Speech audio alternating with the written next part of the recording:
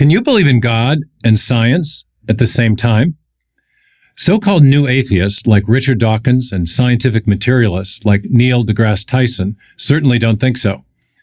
To them, religion gets in the way of science. In their view, more science leads to less God. This is not a new position.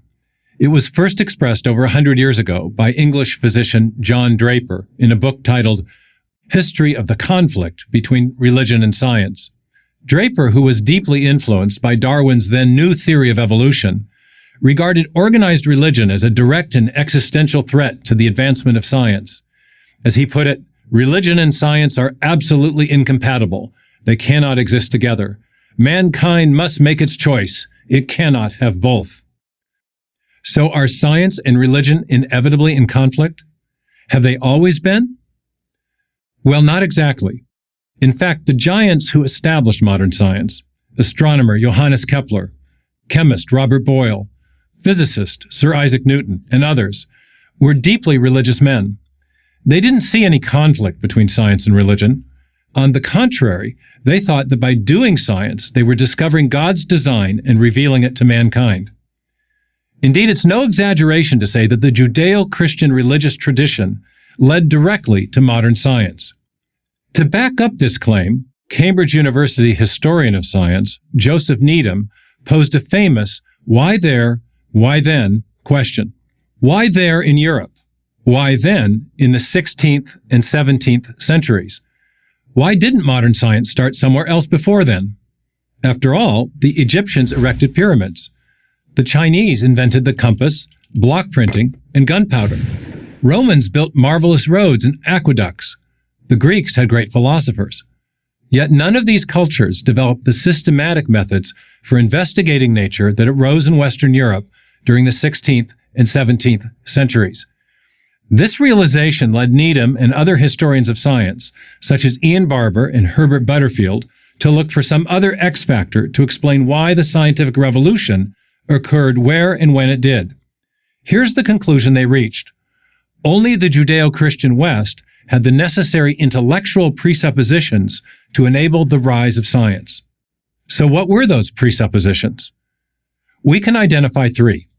All find their origin in the Judeo-Christian idea of a creator God who fashioned an ordered universe.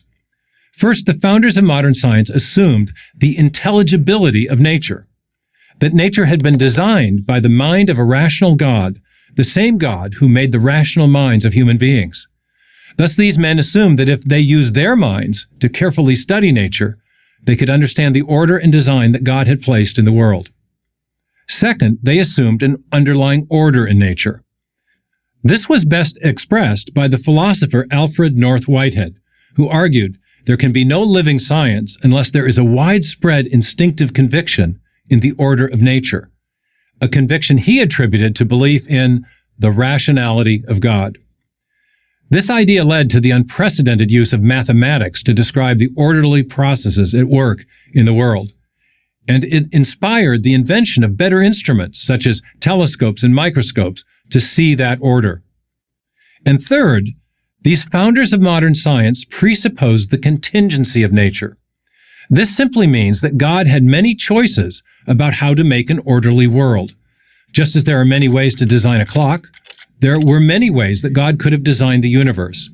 To discover how he did, scientists could not merely deduce the order of nature by assuming what seemed most logical to them, that is, merely using reason alone to draw conclusions, as the Greek philosophers had tried to do.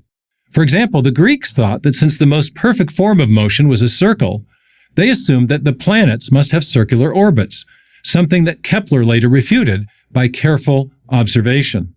Indeed, because of their theological convictions, the new scientists realized that they would have to observe, test, and measure in order to understand God's design. To these men, nature was like a book, a form of divine communication, intelligible to human investigation. For this reason, they also developed the concept of the laws of nature, implying God's governance over the natural order. Science was a way to decipher that order. The idea that science and religion are in conflict is a popular belief today. But the history of science shows otherwise.